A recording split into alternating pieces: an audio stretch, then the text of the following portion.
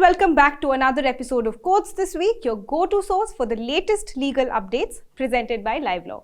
I'm your host, Ostika Das, and I'm here to take you through the most significant updates from this week. From the corridors of the Supreme Court to local judicial proceedings, I'll be providing you with clear and concise summaries that keep you informed and ahead of the curve. Remember, for a more in-depth understanding, do visit our website at www.livelaw.in. In today's episode, we are going to talk about Sanjay Singh's bail, Arvind Kejriwal's arrest, and much more. So let's dive into the headlines. This week, the Supreme Court granted bail to Aam Aadmi Party leader and Rajya Sabha MP Sanjay Singh in the money laundering case linked to the Delhi liquor policy. Singh had been arrested last October following searches at his Delhi residence. The Enforcement Directorate alleges that an employee of businessman Dinesh Arora delivered Rs 2 crores to Singh's house on 2 occasions. Arora, who later became an approver in both ED and CBI cases, played a significant role in the proceedings. The bench, comprising Justices Sanjeev Khanna, Dipankar Datta and P.V. Varale, heard the matter. Singh's counsel, Senior Advocate Abhishek Manu Singhvi, highlighted that the entire ED case against Singh relied on Arora's statements, which evolved through multiple stages before ultimately naming Singh. Notably, the court observed that no money had been recovered from Singh and granted him bail, with the provision that Singh could engage in political activities during this period, but refraining him from making public statements about the case. The court clarified that the ED's lack of objection to bail would not set a precedent. Additionally, it prompted counsels to contemplate whether the Prevention of Money Laundering Act would apply if an individual is caught accepting a bribe, though this question is not directly relevant to the current case. This week, the Supreme Court granted bail to former Nagpur University professor Shoma Sen, who faces charges under the Unlawful Activities Prevention Act over alleged Maoist connections linked to the Bhima Koregaon case. Sen has been in custody since her arrest in June 2018, awaiting trial. She petitioned the Supreme Court through a special leave petition challenging the Bombay High Court's directive to seek bail from the special NIA court handling her case. The bench, comprising Justices Aniruddha Bose and Augustine George Massey, granted Sen bail, asserting that the UAPA's restrictions on bail do not apply to her case. Notably, the court considered Sen's advanced age, multiple health issues, prolonged incarceration, delayed trial, and the nature of the accusations. Additionally, when questioned by the court about the necessity of Sen's detention, the National Investigation Agency stated that her further custody was unnecessary. The court imposed certain conditions on Sen's bail, including not leaving Maharashtra without the special court's permission, surrendering her passport, and providing her address and phone number to the investigating officer. Sen becomes the 6th out of 16 accused in the case to receive bail. This week, a bench of the Supreme Court consisting of Chief Justice Chandrachud and Justices J.B. Pardiwala and Manoj Mishra addressed the Gyan Vapi matter concerning a suit filed by the Vyas family claiming hereditary priesthood rights at the site. The Gyan Vapi Mosque Committee, through a special leave petition, challenged Varanasi District Court and Allahabad High Court orders permitting Hindu rituals in a tehkhana of the mosque. The Supreme Court issued notice in response to the SLP. The court also acknowledged that Muslims have been freely offering namaz following court orders on January 31, while Hindu priests conduct worship solely in the tehkhana area. To facilitate both communities' worship practices, the court ordered the maintenance of status quo regarding namaz observance by Muslims in the mosque and Hindu worship in the tehkhana. Any alteration to the status quo requires prior permission from the Supreme Court, the bench clarified. Furthermore, the court specified that Hindu religious worship at the tehkhana must comply with the district court's January 31st order and be supervised by the district magistrate acting as the receiver.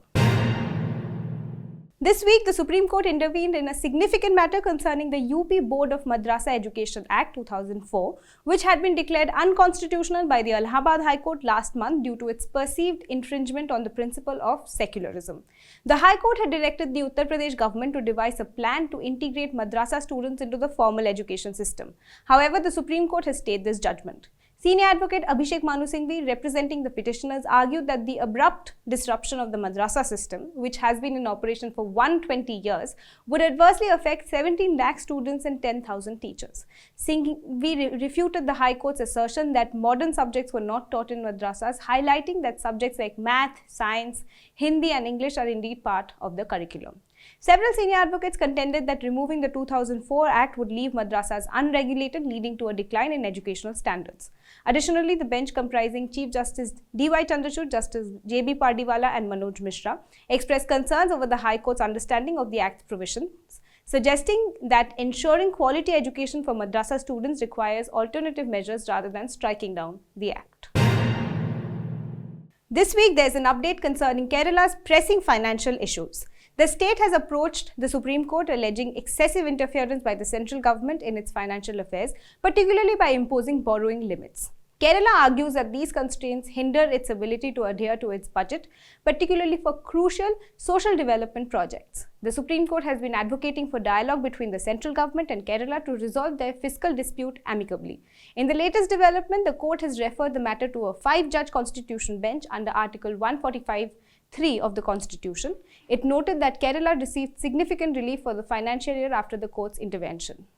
The bench, consisting of Justices Surya Kant and K.V. Vishwanathan, declined to grant interim relief sought by Kerala for additional borrowing in the fiscal year 2023-24, which concluded on March 31st this year. The court's decision to refer the matter to a constitution bench stemmed from issues regarding the interpretation of Articles 131 and 293 of the Constitution. Article 131 empowers the Supreme Court to adjudicate disputes between the central government and states, while Article 293 outlines borrowing limits for states.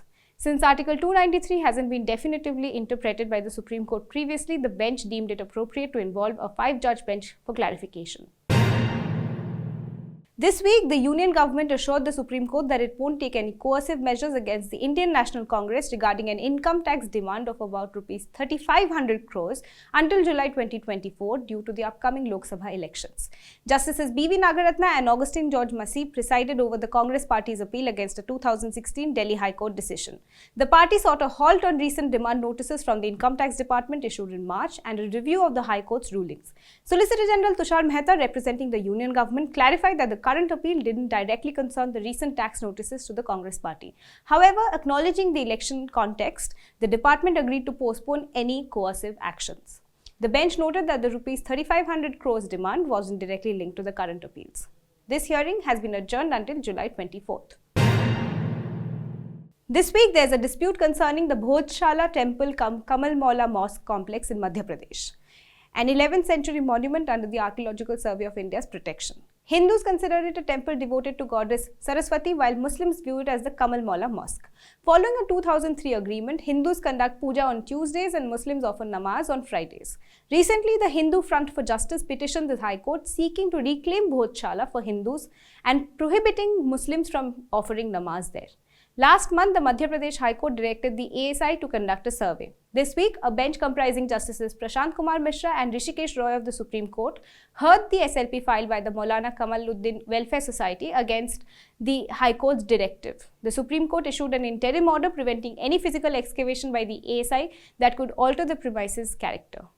Additionally, the court directed that no actions be taken without its permission pending the survey's outcome. This week, the Supreme Court heard a contempt case involving Patanjali Ayurved due to the publication of misleading medical advertisements violating a prior undertaking given to the court. Justices Hima Kohli and Ahsanuddin Amanullah heard a petition by the Indian Medical Association against Patanjali's advertisements, which criticized allopathy and claimed to cure certain diseases. Despite assurances last November, Patanjali continued these misleading ads, leading to a contempt notice from the court. In the previous hearing, the court sought the personal appearance of Patanjali's MD, Acharya Balakrishna, and co-founder Baba Ramdev, who were present in court this week. Senior advocate Balbir Singh, representing Baba Ramdev, expressed readiness to apologize, but the court noted the absence of proper affidavits. The court granted Baba Ramdev the last chance to file a reply. Furthermore, the court questioned why the union government hadn't taken legal action against Patanjali for claiming to cure COVID-19, despite its committee stating Patanjali's products were supplementary. The court scheduled the next hearing for April 10th, directing both parties to appear. This week, the Madras High Court has issued a temporary stay on a notification from the central government dated March 12th, which banned the import, breeding and sale of dogs classified as ferocious and dangerous to human life. The interim stay was granted by Justice Anitha Sumant in response to a plea filed by the Kennel Club of India. The Kennel Club of India sought to invalidate the government circular, arguing that it was issued following an order from the Delhi High Court.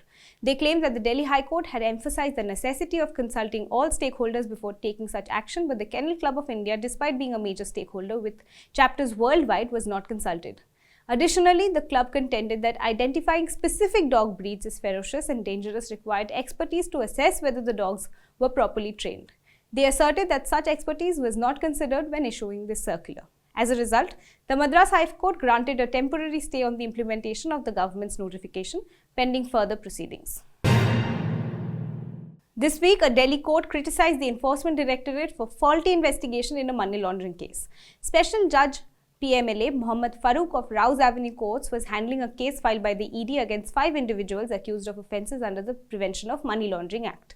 The case revolved around a conspiracy in 2009 to forge and fabricate checks, resulting in a loss to Punjab National Bank and its account holders while benefiting the accused. The court pointed out defects in the ED's probe, particularly the failure to prosecute 2 individuals despite evidence of their involvement in money laundering. Additionally, the court noted delays of over 9 to 10 years in presenting the charge sheet, highlighting the need for expeditious investigations. 2 accused were convicted while the others were acquitted. The court summoned the individuals criticized by the investigating officer and ordered a fresh trial. Judge Mohammad Farooq emphasized the importance of ensuring that the ED's investigating officers conduct thorough and timely investigations in all cases, stressing the need for checks and balances to maintain expected standards of diligence and urgency. In the latest development regarding Delhi Chief Minister Arvind Kejriwal's case, this week a Delhi court extended his judicial custody until 15th April in connection with the alleged money laundering case related to the liquor policy scam in the national capital. Special CBI Judge Kaveri Baweja of the Rouse Avenue Courts made this decision after the Enforcement Directorate did not request further remand. Kejriwal, you will remember, was arrested on the night of 21st March and initially remanded to 6 days of ED custody, which was later extended by 4 more days. This week, upon the expiration of his ED custody, he was presented in court. Recently, the Delhi High Court declined to provide interim relief to Kejriwal and only issued a notice on his plea challenging the arrest and subsequent remand. The legal proceedings continue and Kejriwal remains under judicial custody until mid-April. And we will be back with more updates on this. And that's a wrap for this week's Legal News Roundup. Before we bid adieu, the entire LiveLaw team has a small request for our dedicated viewers. As an independent and fact-driven media organization, we are deeply committed to fearless and ethical journalism. To continue bringing you the latest legal updates, especially in this dynamic audiovisual format, we rely on your support. So here's a fantastic 6 for you. Give your video a thumbs up if you found it informative. Share it with your family, friends, classmates and colleagues to spread the knowledge. Make sure you subscribe to our YouTube channel for more insightful content. Drop your valuable thoughts and feedback in the comments below. We love hearing from you. Don't forget to tap that bell icon to stay updated with our latest releases. And lastly, make a quick visit to our website at www.livelaw.in for our in-depth reports and analysis. I'm your host, Ostika Das, and it's been a pleasure bringing you this week's legal updates. Until next time, stay informed, stay engaged, and stay tuned to LiveLaw. Thank you for watching.